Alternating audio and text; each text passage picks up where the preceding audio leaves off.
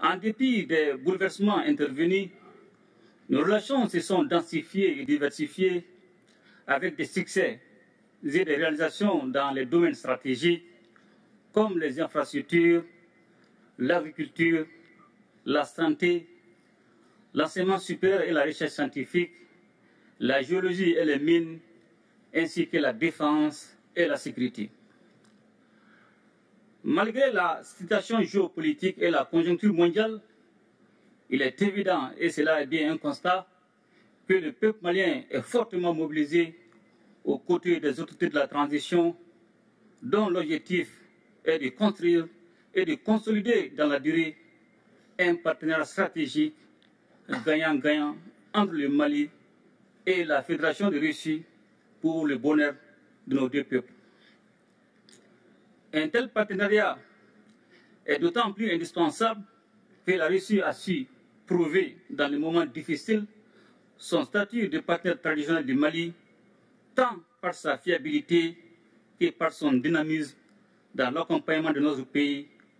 pour relever les défis cruciaux du moment, tout en respectant notre souveraineté. Convaincu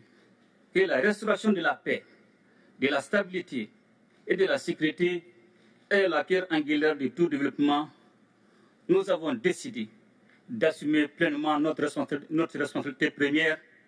qui est de protéger nos populations et de défendre l'intégrité de notre territoire. Ce choix stratégique intervient après une décennie de présence des forces internationales sans résultat tangible et dont le schéma consistait à entretenir la menace sur notre territoire et nous maintenir dans la dépendance. C'est pourquoi, dans le cadre du renforcement des capacités opérationnelles des forces de défense et de sécurité, le Mali a noué avec la Russie un partenariat militaire dont je tiens à saluer la fiabilité. Ainsi, avec l'appui de la Russie, le Mali recouvre progressivement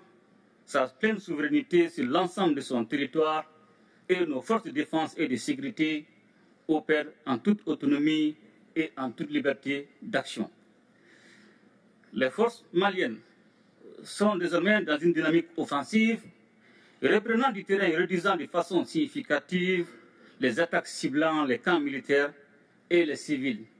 permettant ainsi le retour progressif des personnes déplacées et des services sociaux de base dans plusieurs localités.